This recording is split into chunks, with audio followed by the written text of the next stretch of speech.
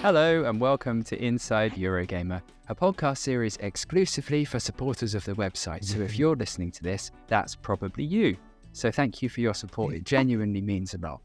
Inside Eurogamer is a place where we can talk about how the website works and the things we do on it and why.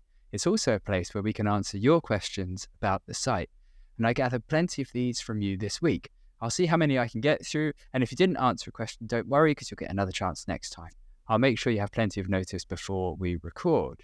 The questions coming in the second half, by the way, just in case you're going to skip to the end, don't do that. I'm Bertie, by the way, a long-time member of Eurogamer. And if you want to, you can follow me on socials at Clert, C-L-E-R-T. That's the same in most places. Today on the podcast, I'll be talking to Digital Foundry. More specifically, I've got Tom Morgan from Digital Foundry here for a chat. Because we do talk to each other, you know, Eurogamer and Digital Foundry. Sure do. And here is incontrovertible proof. So hello, incontrovertible proof, Tom. Hello. How are you doing? I'll wave to the camera first, and then I'm going to look at you on this. Very professional. Yeah. It's just been, it's great. Well, we talk every day, most days anyway. So it's a bit, like having a chat over Zoom calls over lockdown or something. Very true. Where can people find you on socials, just to start with? Oh, I'm at on X, formerly known as Twitter, as they say, at Cataferal. And that's mainly where you can find me. I think that's, generally my outlet is a Digital Foundry for the professional stuff, and Twitter X is where I just talk about stuff usually connected to that. I'll post a screenshot or two of something I'm working on, but I try also to not be totally about Digital Foundry. I like to post about films and this sort of thing on there, just because it mixes things up. Yeah, it's true. Now, if you're catching the video version of this, you'll see that Tom and I are at home, not the same home, but our individual homes. Most of the time, though, as Tom mentioned, we see each other every day. We actually sit pretty much back to back in the Eurogamer office in Brighton. And whereas I have 2 screens on my desk, which I already feel is pretty out there, Tom, you have about 14 screens on your desk. Why have you got so many? In reality, it's 2, but it is just part of the job, isn't it? I'm looking at I've got the main editing monitor, obviously, to do all the Premiere work. When you say monitor, do you mean TV? I mean a monitor, PC monitors. There's a difference, Bertie. You do have next to you, though. So Tom has one normal screen monitor, and then next to that there is a big fat screen that takes up almost an entire desk. Yeah, in fairness, they're kind of interchangeable on a level. But yeah, there's a 4K TV on the right side where I work permanently, where it's to get an eye, like a proper eyeball on all the games I test for Digital Foundry. And if there's an obvious issue, usually, you can go by the eye test and say, okay, there's something wrong here. I need to dig deeper and look into it on the Premiere timeline after I've captured it. So, it's kind of the process. You must have good eyesight then, Tom. I am probably in need of glasses at some point, I think. But it's I've been putting it off for a long time. You also have a row of machinery on your desk. I take up one desk space, like a normal person, and Tom takes up about 3 desk spaces, or maybe 2. But there's there's every console you can think of, this generation and past generations. You've got about 100 different controllers, all, I must say, arranged very neatly on your desk. And then just boxes of cables and some discarded PC shells. I really feel so awful about it, taking up so much space. I actually get quite self-conscious about leaving a mess, because I don't like to be that guy in the office. It's almost like in StarCraft, there's a Zerg. One of the races is the Zerg, and there's a creep that kind of comes out wherever I am. With technology just spews out from the source. But a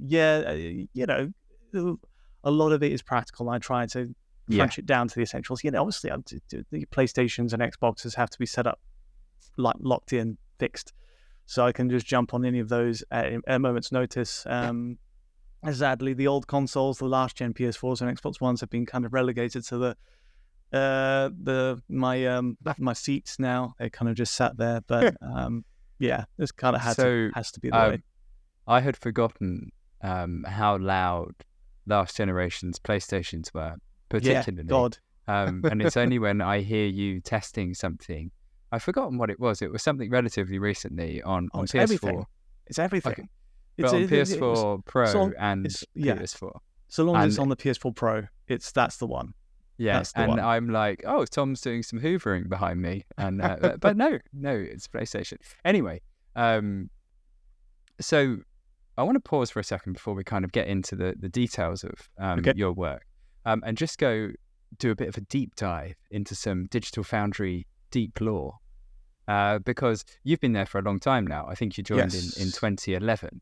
Gosh, didn't you? Yeah. Which is almost as long as the site has kind of been doing what it's doing, but not entirely. So I'm going to go right back to the beginning, roughly, as far as I see it. So from what I see, Digital Foundry began on Eurogamer in roughly 2007, which was when Rich, I think, joined the site as tech editor. Now, I was working at Eurogamer at the time, but I kind of live in my own little world, as you probably know already. So I sort of know this and I sort of don't. So Rich Leadbetter joins Eurogamer as tech editor, and then he begins doing, but under his kind of brand, Digital Foundry, and he begins doing the face-off kind of articles and things that we are super familiar with DF doing today, like which version's better, Xbox 360 or PS3. And I think that was the era as well. It must have been. So I know you didn't join until 2011, but have I got roughly the start of the Digital Foundry history right, as far as you know? Yeah, that is it in a nutshell. I mean, it's hard to pinpoint the genesis of the whole operation to the Sega what Genesis. The Sega Genesis or the Super Nintendo of the start of the Digital Foundry. But it's actually, for sure, pretty much Richard Leadbetter is the, founder of the whole thing. And so it more or less begins with him. I think that's fair to say. And then it's a little while later that the branding of Digital Foundry came about. I wasn't there to see that happen, but it's clearly something that was worked out with Rupert Lohman, the founder of Eurogamer, and Rich. And Tom Bramwell, I think, at the time. Yes, editor Tom Bramwell at the time. And that was when we began to see the face-off, article type on Eurogamer. And Digital Foundry became kind of an entity where you can, go to and talk about the tech side of things. Then it becomes a sort of a subsection on the Eurogamer site as well, in much the same way as Guardian might have a technology section that was Digital Foundry for Eurogamer. So it's that's kind of a fair kind of summary of where it started. So how do you come to be working at Digital Foundry, and when you join, what does it look like from your perspective? Oh my God, Eurogamer was my dream website to work for. I was absolutely a huge fan. I was working at I was studying at Brunel University, doing I think it was a music degree. I kind of switched to music for a while, and then I was reading Eurogamer. I genuinely was in the library at Brunel University thinking, I really want to go back to writing. This is what I want to do. Games are exploding. Games coverage looks like something that I can throw my sort of hat into the ring and offer something, but I didn't quite know what. So it was a matter of just getting through the, changing course to an English degree, though I'm not sure in the end that was, to be honest, totally necessary. And then, but it gets your foot in the door, I guess. And then the moment I left university, when I left Brunel, I saw an advert go up on Eurogamer for a writing position. And it wasn't the one I thought I wanted. It was for the Digital Foundry role. contributor. I thought, well, I'm not sure. I'm honestly not sure. I'm not sure.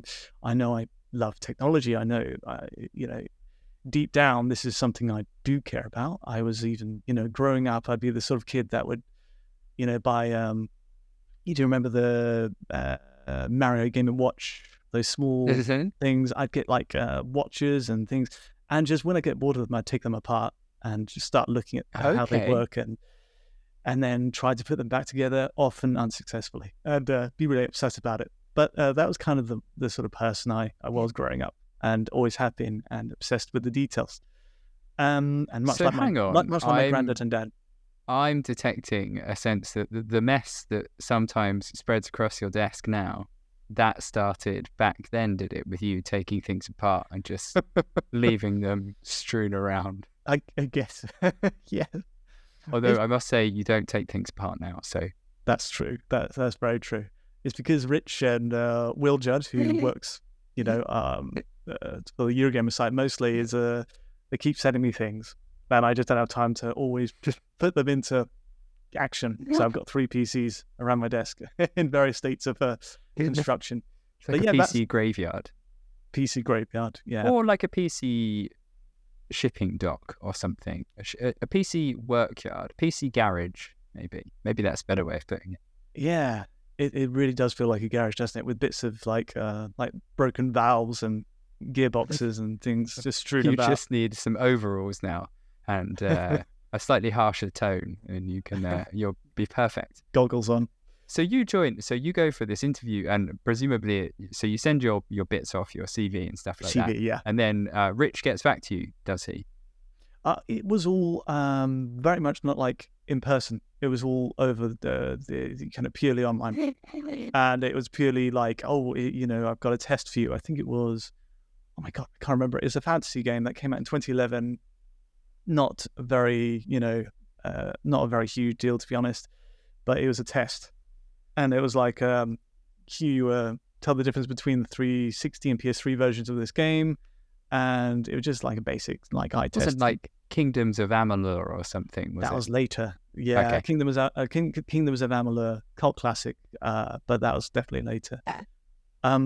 This was like very basic. And then I got after about, I think maybe 2 weeks, 4 weeks of being sent like assets to just check and compare and analyze, I got my first gig, my first project, which was El Shaddai Master Ascension of the Metatron.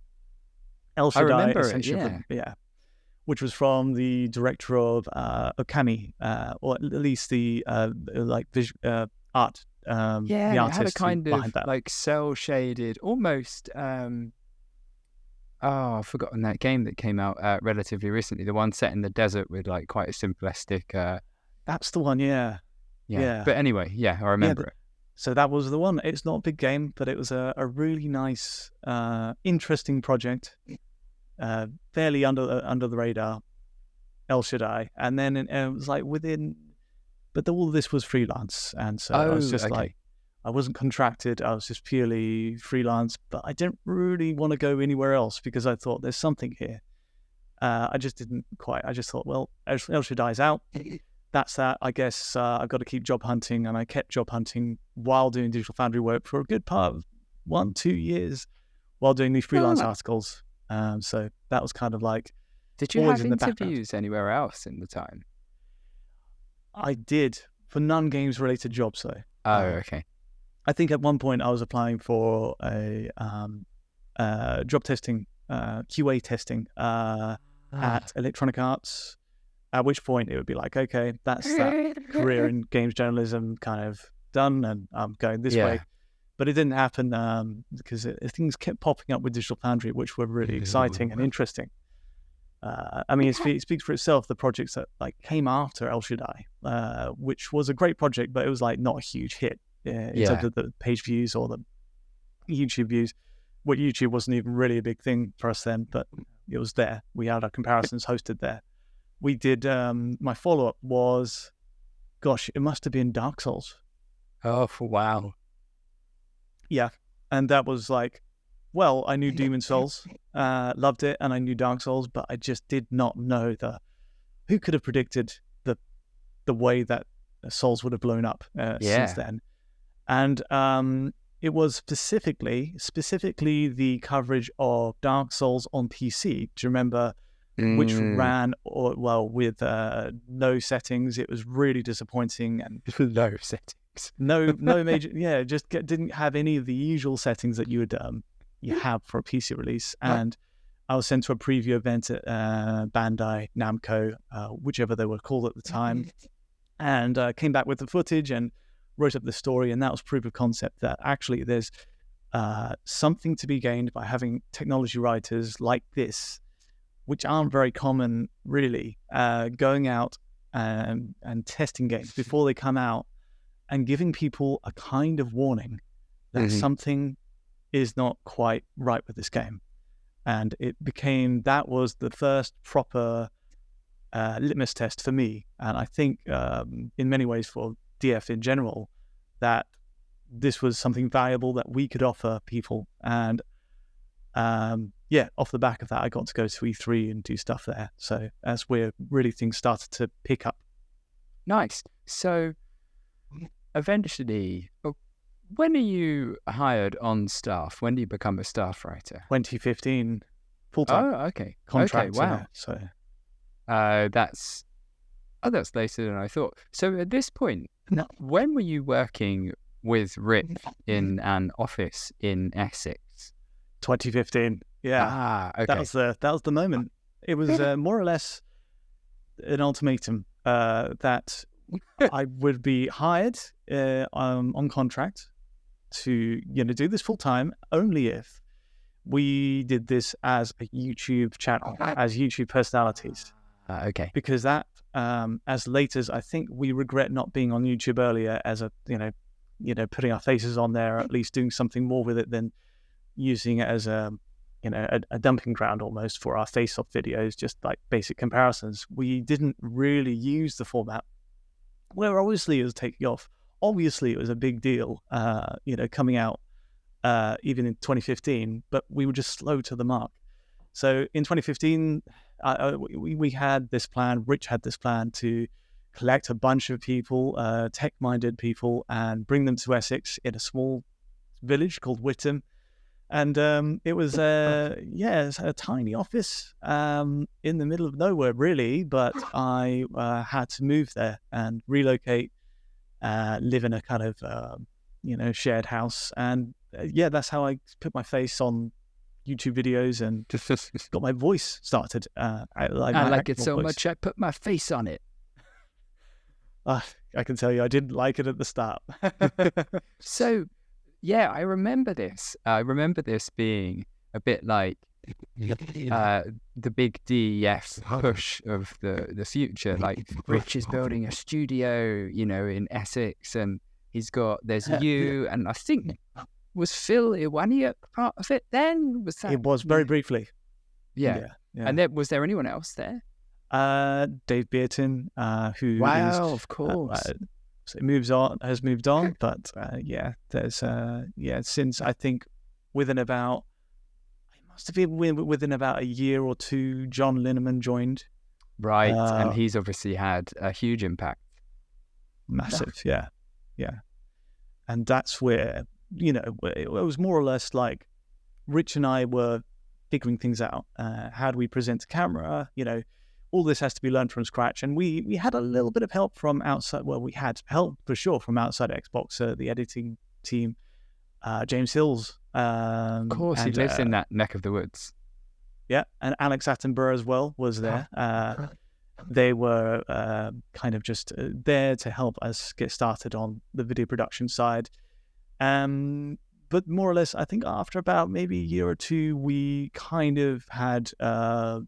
sparked the flame. We'd ignited, and it was kind of rolling. We weren't polished, or we had a lot of rough edges in terms of our delivery, and I still do. To be honest, I'm not.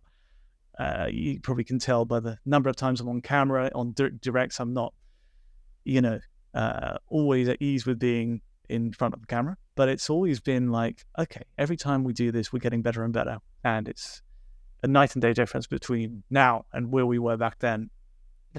It's funny, isn't it? Because so many people were figuring out so much back then. I remember the Eurogamer video team, which has obviously changed personnel over the years, but they've changed their approach over the years as well. You can even see, if you look closely, you can see this kind of history of them kind of figuring things out.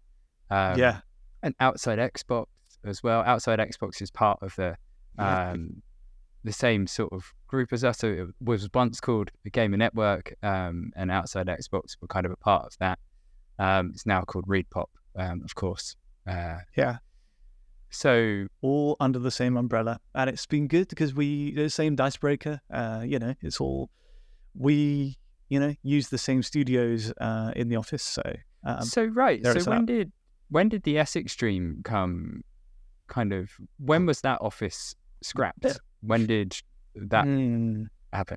It was 2018, and I think I can't quite remember why. So did it fall in line with the refurbishment of the office? It did, yeah. Being okay. So there were 2 new studio spaces built in this office we refurbished in Brighton.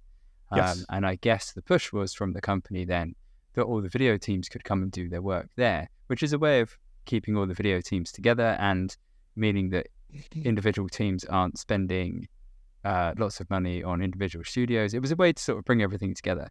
And the studio spaces aren't great, unfortunately. But I remember I remember DF doing things regularly there for a while. In fact, one of the studios was almost like a DF studio, wasn't it? Yeah, it was meant to be. And that's where I did, if you see like my reviews of anything from 2018 onwards, that's, if I'm on camera, kind of doing delivery to the camera. I think one of the most recent ones was the new DualSense Edge controller review. Okay. So that must have been quite recent, relatively, and that was where I did that one. Do you like doing to camera things? Yeah, actually, it's quite enjoyable. It's fun. It's fun when you've got the setup right, when you've got the lighting right, when you've got everything kind of in place. But definitely sharing between multiple teams is a challenge in that studio because everyone's got different equipment. So it's kind of been a little bit harder to get things going and the ball rolling. Every time I do appear on camera, it takes, I've got to remember how everything works and how everything clicks together in terms of the lighting and the camera. So I should say to people listening that those studio space, so Outside Xbox and Outside Extra still come down to use those studio spaces as well. I think roughly once a week. The Icebreaker uses those studios. The Eurogamer video team uses those studios, although they also do, I think, probably the bulk of their stuff from home now. So there's various people coming in and out of these. There's just like a sea of equipment down there. And I always think about taking this podcast into these rooms. But it seems like it should work, but you go in there and it's daunting and you're like, oh God, I don't want to tread on anyone's toes here. I don't want to use equipment I'm not supposed to use. But one day. So anyway, let's come back up to speed and talk about the work specifically that you do. You talked a little bit about it earlier, I think. So let's look at sort of a recent example, I suppose, which might be the easiest way to look at it. So I think at the moment you're looking at Metal Gear Solid, are you? Yes, that's right. Yeah. So what is it you're looking for? What are you doing? Oh, well, with Metal Gear, it's a story, a classic story of a botched attempt to do something people are like excited about. We've seen this happen so many times that developers will try to bring back an old memory, something that tap into nostalgia, and if it works, it's glorious. It's wonderful, but sometimes it just doesn't pull off. And this one is, there'll be more in the video, but I've written like 3,500 words on it now. About to do the voiceover. Just warming up here. Yeah, just doing a little warm up. I do all sorts of exercises actually. Do you? What kind of exercises? I just try to, just go testing, 1, 2, 3. Yeah, do you do any? Because I mean, I do. I warm my voice up a little bit. Do before, you? Did you do this just before we started? What did you do? I do a little bit of humming and singing to myself. There you go. I roll my tongue around in my mouth to kind of wake my tongue up so I can pronounce my words, so people aren't like, he's just mumbling like Mark Wahlberg. Do you do any tongue twisters? Peter Piper? I didn't actually, but I don't know if I should say this. My favourite one is... Go on. Okay. She sailed down the river in a rough cut punt. Not a punt cut rough, but a rough cut punt. You can see what Dangerous. Dangerous. Just say that a few times quickly. So you're looking at Metal Gear Solid. So what are you doing? You're looking at, as far as I know, you're looking at the remastered version, but you're also comparing that with the original version of the game. Yes, it ended up ballooning this project a little bit because there was so many comparison points. There's 7 games. Where I'm only bothering with Metal Gear Solid 1, 2, 3, the ones people really, I think, to be honest, really care about, and they are spread across every console under the sun and PC, Switch included. So there's no shortcuts really in terms of making sure, just testing everything.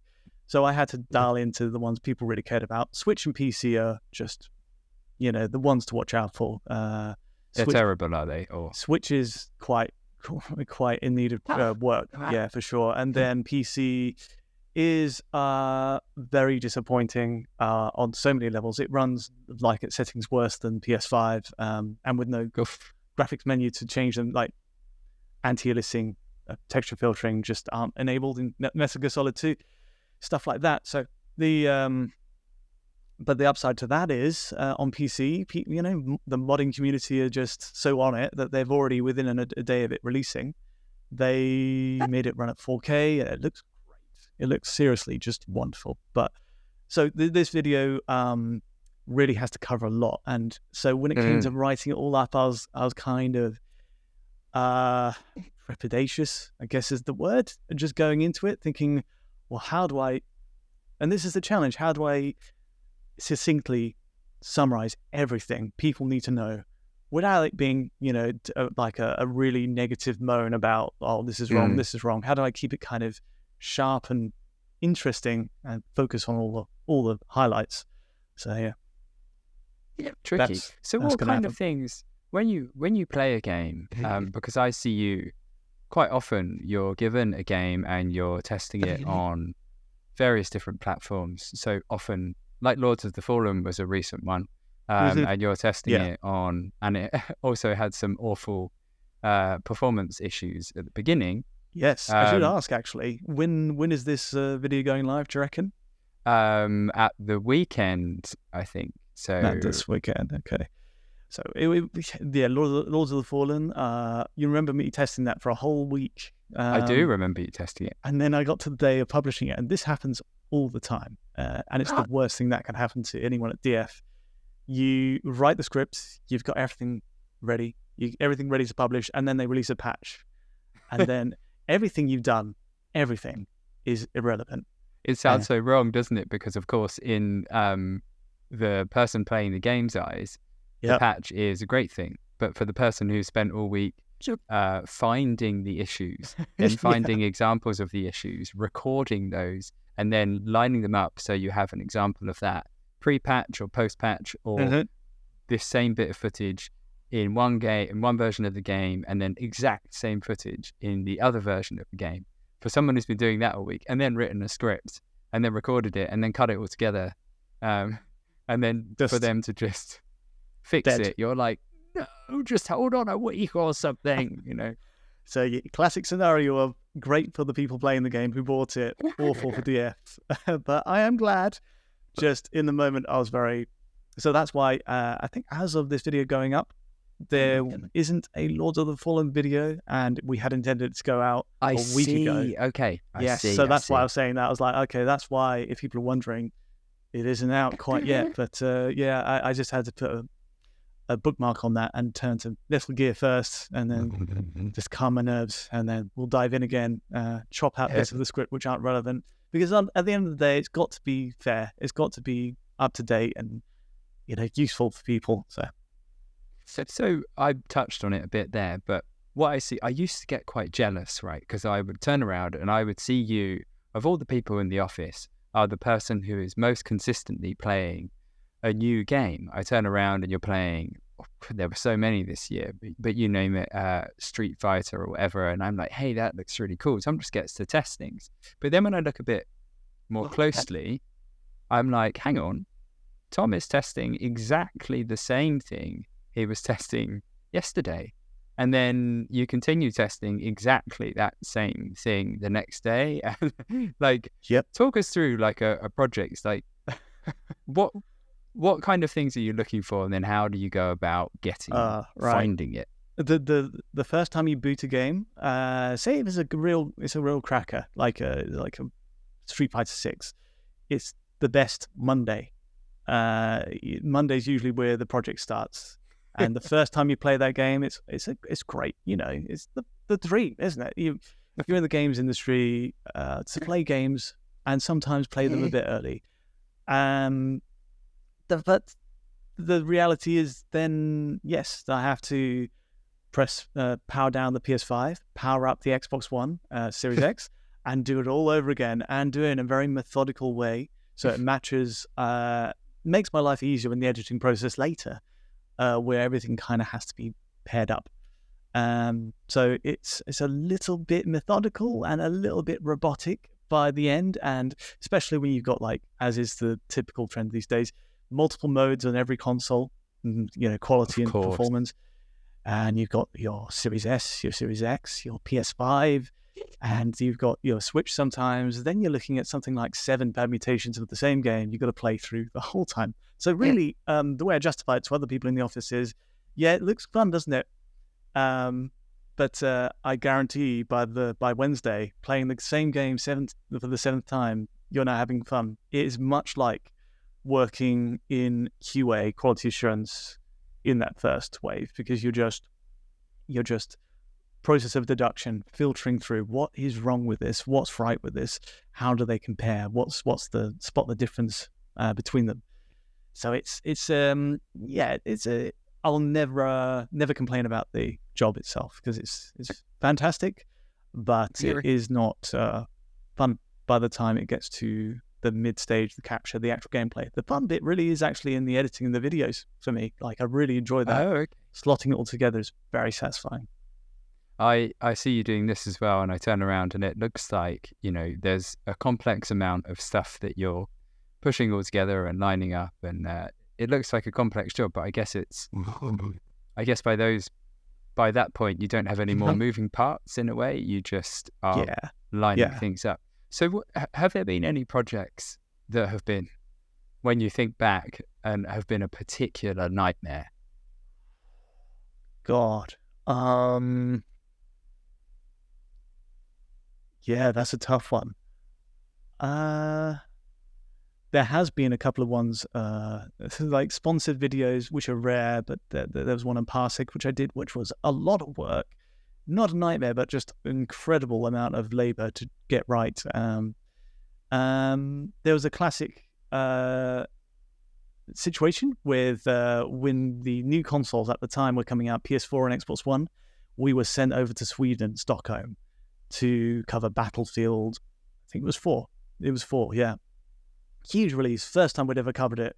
And I just remember it was an absolute nightmare, because back in those days, I think it was 2013, 14, around that time, we didn't have these very sleek capture units like Shoguns or whatever. Yeah. So what Rich got me to do was take an entire PC, a monitor, an LCD monitor we bought from a local primary school, to Sweden, and I took it all to Sweden with the capture card, mouse, keyboard, all the wires. I had to set up in the this place, Electronic Arts, had this thing set up for all the journalists to just play the game, and I was here lugging in like a practical suitcase full of like gadgets and wires, with gloves on as well, because it was so cold. I looked like a hitman or something.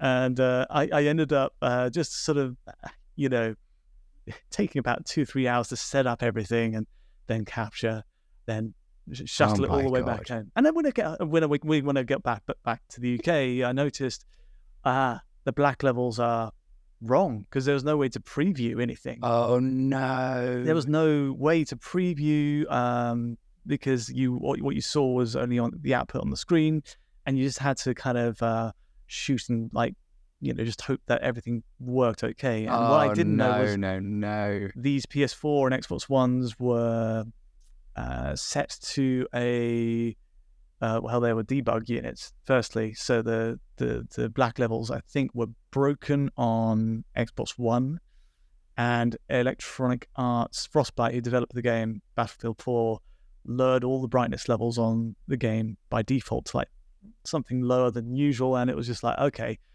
this isn't wonderful, but it still worked. It was still good for coverage, but it was all that work didn't quite pay off. So I got it on round 2 when we finally got the game, but that was a nightmare to get there and have that. You bring up another point, a good point, that these days, PlayStation 5 and Xbox One, they have capture built in, which is just incredible. It's so easy to capture on them now. And in fact, because video is such a big thing now, and capture has become, as a result of it, just a bread and butter thing now that people are thinking about, like PRs or companies are thinking about when they invite you to a press event. Like case in point, I went to go and see Avatar, the new Avatar game the other day, and Ubisoft have just got this new office, but it's just PR people in this. It's not a big office, but they've got the PR sort of office part. And then they've got this demo room where they've got a dozen PCs. And the PCs all have these capture things built in on them. So that means that, every time they demo something there, people can automatically record their footage, and then they just send you the footage afterwards to cut up and use sort of how you like. And this is something that, like you say, was not a given 10 years ago, or, certainly longer ago than that. It wasn't. This was all new stuff. So people were using some incredible bootstrap ideas. And I remember Rich in particular was trying to sort of pioneer some incredible technology to kind of make these things happen. It's an example of how far we've come, I suppose, in those regards. And these days it's changed so much that there's a whole branch of people who go to these PR events that the influencer branch, and then the sort of more traditional games focused enthusiasts, sort of people like us. So it's it's definitely taken off for that reason, because these games companies, these PR firms that work with games developers know that there's an audience to be had with on influencer channels on YouTube, and it's a great way to advertise a game. So byproduct of that is there's just way more options for video capture, which is awesome for people who want to use it for what we want to do. But that is usually we want to walk in with our own kit, I think, to try and do what we do with frame rate analysis. Yeah, because there are some variables that you need to be in control of. One of my favorite things I see you do when I turn around is you have a still from some capture, and you've blown it up, and you're zoomed in at a sort of 1-to-1, and you're drawing almost like with an MS Paint paintbrush. Let's be honest, it is MS Paint. It is MS Paint, and you're drawing a line on it, or almost you're drawing some lines on it, and it looks a bit like a kid has scribbled over a screenshot. But you're doing it to work out the frame rate, like the native frame rate or something. Oh, it's resolution. Yeah, the resolution. Sorry. Yes, yeah. That's the other half of the side of the coin with that stuff.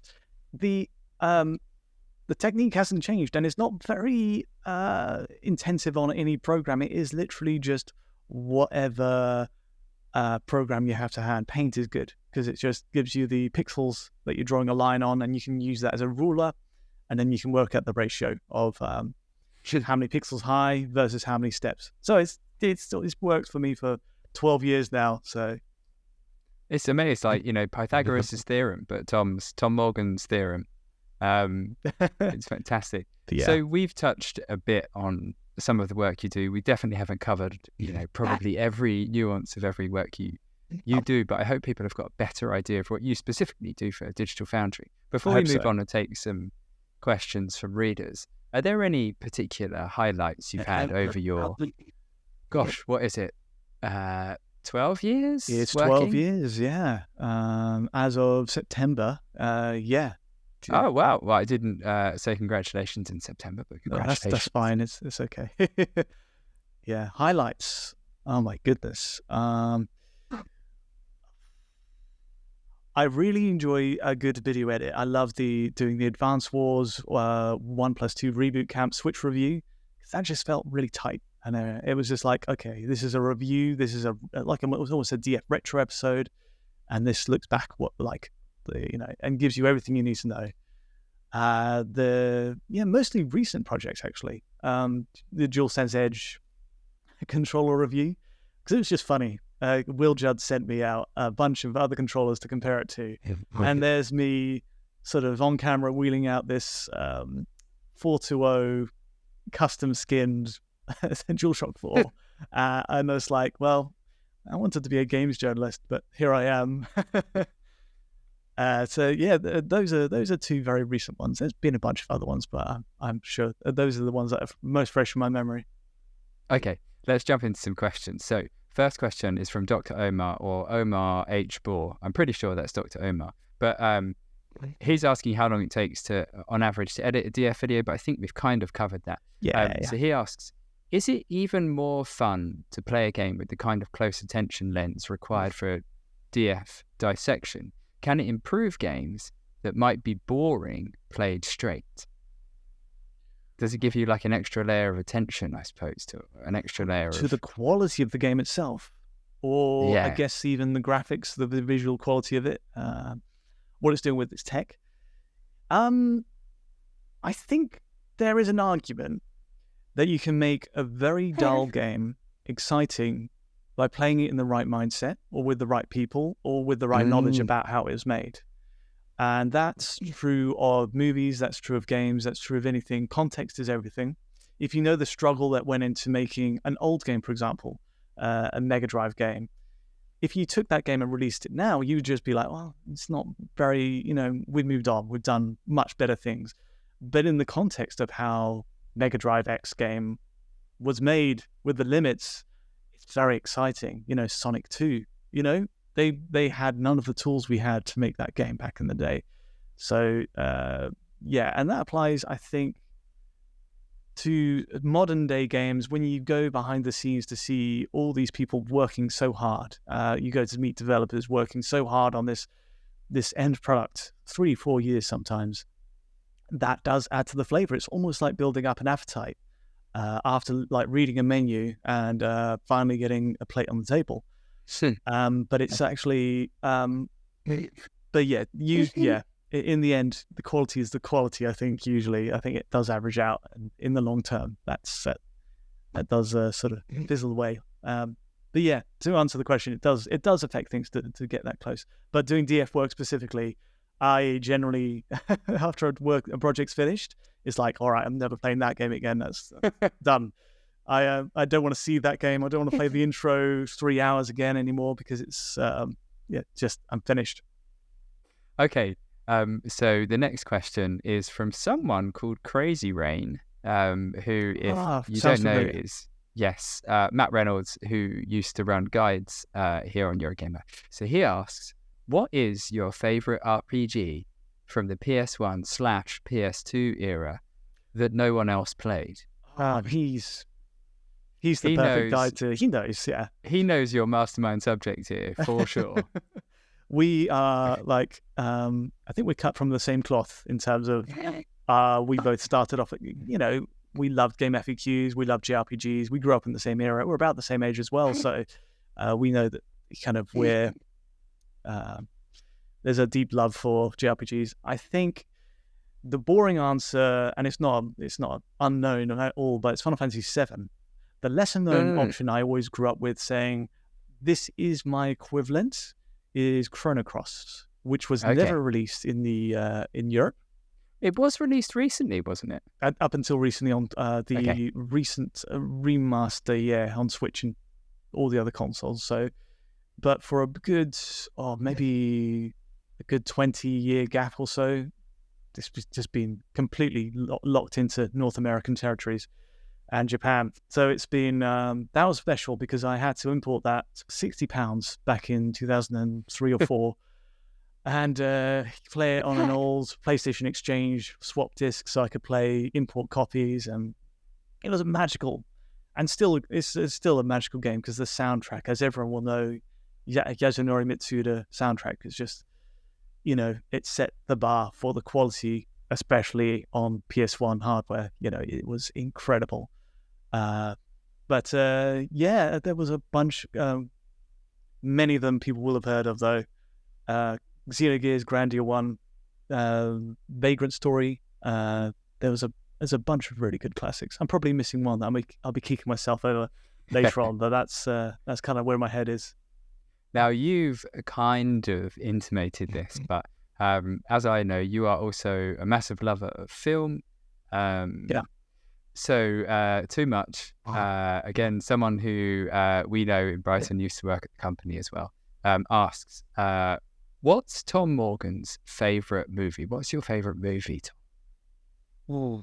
We are... I think I showed you a list recently, haven't I? Didn't I? I did. So Tom showed me a list recently of his favourite movie and his favourite game released each year for the last, was it 30 years? It's every day. And this is a fun exercise I think anyone can do. For every year you've been alive, write down the best movie from that year. It doesn't matter if you've seen it on that year specifically. Some people, you wouldn't have seen anything the year you were born. But for me, that's 1987 up till now. And so there's a lot of great, picks that are near and dear to me, sentimental ones. But the one I always go back to, I think, would be Alfred Hitchcock's Vertigo. Okay. As a real monumental, smack moment where they, it showed me that there can be a twist that hits you so hard, you just don't see it coming, and it will leave a flavor in your mouth for weeks to come. And at the moment I saw that film, Vertigo, I was like, wow, I have to find whoever I can to show this film and almost relive it vicariously through the eyes of that person watching it. Do you know, I've never seen it. Really? Oh gosh. I know. So we should watch it sometime. Yeah. Oh God, I'd love to. Yeah. It's it's quite Rear Windows. I think possibly the better film for a lot of people. It's way more palatable. But Vertigo's the darker side of Hitchcock. It's probably one of the darker films I've seen. Yeah, it's fantastic. And then there's classics growing up, Jurassic Park and things like that. But there's definitely a range depending on the mood. Yeah, good answers. It's obviously impossible. It's one of those questions. It's like trying to nail down your favorite game when really, most people have collections of games that mean things to them for certain reasons. And I'm sure it's the same with films as well. So someone called Jose Ramos Marques asks, and I can answer this one as well, actually. But how do you connect with your readers? I mean, how do you know what they like or don't like, what's important to them, and how they feel about your articles and reviews, etc.? I'll tackle this for Eurogamer because actually this is a large part of my job. So I look after the supporters things, but I'm also quite vocal in the community. You've probably seen me waffling away in comments threads, talking to people. And so that's how I find out a lot of what people like. I read what they say. I appreciate that not everyone comments on articles and that some people are just reading the site but don't comment. We also do surveys quite a lot now. We're better at that now. I think that we have a sort of bigger, more procedure focused company kind of around us. I think they do things like surveys a bit more. So we actually directly ask what people like. And also, this might sound a bit silly, but I kind of listen to myself, because I think in many ways I am the Eurogamer reader. Obviously there are differences, but I'm very similar, I think, to the audience in many ways. So I also like to kind of trust myself that I'm interested in something, so therefore there must be someone else out there who finds it interesting too, right? So it's a collection of things. Like, we directly ask, we look at what you're saying as well, and particularly I look at what people are saying, and it's a kind of a part of my job. And I also like doing it. I like interacting with the community, and I think, you know, it's also kind of what we like as well. But how about you with DF? I mean, just like you, it's good to test the pulse, isn't it? A little bit to know after an article's gone out or a video. It's an important part of the job to get a little bit of feedback. The rule of thumb still is that maybe it's a fraction of the people actually reading what you're putting out, and generally, if there's something negative to say, they'll be more inclined to say it. You know, bad reviews easier to put out than a good one. So you have to bear that in mind, especially with the internet. But it's good. It's definitely a useful way to figure out, okay, is there something I could do better in this video? Is there something in the coverage? Is there a game we've missed? Sometimes you can get good leads that way. Generally speaking, though, it's pretty clear, like, if there's a small indie game that looks fascinating or a big AAA, it's obvious which of the two will be the focus for DF on that given week. And it sucks, but sometimes you just got to put aside the indie and just go for where the interest is. But generally speaking, I think we rely on a good mixture of common sense. Go for the big games, the things that are obviously doing big traffic and getting a lot of interest, like news stories around the world. And the second part is a bit of intuition, like you say, you know what you like, and you're just hoping that will kind of, your enthusiasm will be infectious and you can bring across what you love about this game, whatever it may be. So yeah, there is a lot of that. But it's hard. It's very hard. But yeah. That's the point as well, that it's not an exact science by any means, and we're always trying to do better in that regard. But there are some times where we'll clash as well. You know, just like people do over a difference of opinions. Yeah. But it's the nature of being human to have a unique view on, you've got your tastes. You're in the games industry because you have a select group of games that you're really excited about, and the news beat, like, as well. Like, people will be on a certain news beat in the Eurogamer news team because they're excited about this game. They know this game inside out, and that enthusiasm feeds into the topic and how well informed they are when they write about it or even interview people. And you've done this with The Witcher and a lot of CDPR stuff before. You've gone over to see them quite a few times now, so it's it definitely feeds through. Yeah, absolutely. I hope that's answered your question, Jose. So there are a bunch of other questions that we were asked, and I won't be able to cover all of them, but I will ask these again in another episode of Inside Eurogamer, because I think they're really good for. We don't have everyone from the team on these podcasts, so I may even repeat ask them, because I think it's good to get them answered. But here's another one. So the Mighty Ant asks, when you're not playing games, what are your favorite pastimes, and how do you balance gaming with everything else? Ooh, very good question. I don't know how you handle this one, Bertie, but it is an issue for. If you're doing your game, like you're testing games, you're playing games for your 9 till 5, do you want to come back and play a game in the evening? Do you want to make that a part of your life? I would say in the first few years of being in the games industry, and this might speak to quite a few people who've joined the industry as well, you're going to be all in, 100%. I want to play games. I want to eat, sleep, breathe games. I want to watch the E3 conferences, every show, read the news, because that's just what being young is about, you pick your favorite thing and you go for it. And but as you get older, there's definitely a sense this isn't so healthy. There really should be, a bit of variety here. There has to be a range. So when I get back, it has become movies. I had to migrate away from, playing games when I got back to just, I'm going to mix it up, go to the gym. Gym is a great way to mix it up. And there's, a lot of other ways, playing tennis even, just mix it up. Yeah, I used to, I think it's something that we see this year, I think particularly, and every year to some degree, where we see an amount of games come out, which are all good. And I think this year has really, been one of those years that people will look back on and go, oh my God, 2023, how many great games came out.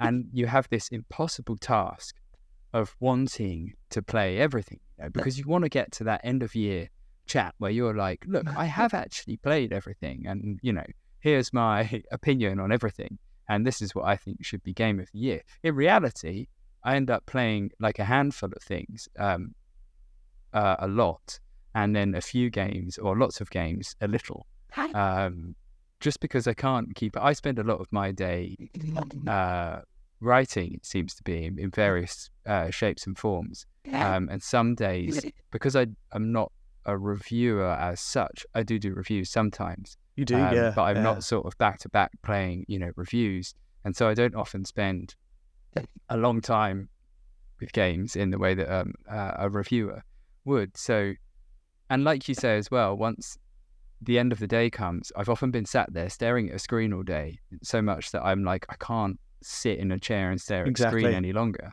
So I have to go out and do something. I really like doing yoga, hot yoga specifically. So that helps. Like, you've invited me along. Yeah, it helps just annihilate me after work, and just what you need. which I'd like. But before that, in the past, it's been the gym. I'm quite into acting, although I haven't done so much of it recently. But that can take up an inordinate amount of time when that's all and up and running. headspace as well. Remembering all the lines. I like it. It stops my mind doing other things, which is helpful. But I play a lot of Dungeons and Dragons at the moment. Yeah, that's really to be hugely taken off. I can't believe how huge D&D is especially in our sort of social circle. It's like, it's a huge deal now. Yeah, and that and going out and seeing people and stuff like that. But so yeah, it can be a tricky balance, and I think sometimes because work is related to playing games, like my ideal weekend is like waking up, having a lazy morning, playing. In fact, I did it this weekend, playing a game like Cities Skylines or Baldur's Gate or something like that. But then it can't help sometimes filter in when my mind switches into like, have I got an angle here? Am I writing a piece? And I'm like, no, shut up, brain. I'm just playing a game for the sake of it. I don't have to turn this into a piece. But I suppose that's a nice problem to have. It is, yeah. So we try. I guess we try, because if someone isn't, if it tips too far one way, and all your eggs are in one basket, to use a cliche, then that can be dangerous, and it can also be not very healthy. It has a knock-on impact on the work, because you get to do it, and if you're not feeling passionate about being in the games industry, that's a sad thing. I think if the spark is gone with that, then it is a shame. And to keep that alive, to keep it fresh, you do have to mix things up. You do have to do stuff that's not games. D&D is great because it's basically video games, but minus the screen in front of you. So that's exempt. Yeah, it does. It does seem like it sneaks in under the bar like that. Yeah. Tom, I'm going to call it a day there because we're coming up to an hour. Thank you so much. Thank you so much for joining us today. I hope you've had a nice time chatting. I have, and I'll probably see you tomorrow in the office, back to back as usual. Thank you so much for having me on, though. A pleasure, and you absolutely will see me in the office. Thank you to everyone who asked questions, by the way. Like I said before, we will take questions next time. This podcast is going to be the way that we answer them. And yeah, I'll have different guests next time, so I'll ask them maybe similar questions or different questions. I'll make sure you have time to submit them. So sorry for those people who didn't get their questions asked, but next time I will try and ask. But that's it. That's for Inside Eurogamer this week. I'm Bertie, and we'll be back in a few weeks' time with another episode. Bye for now.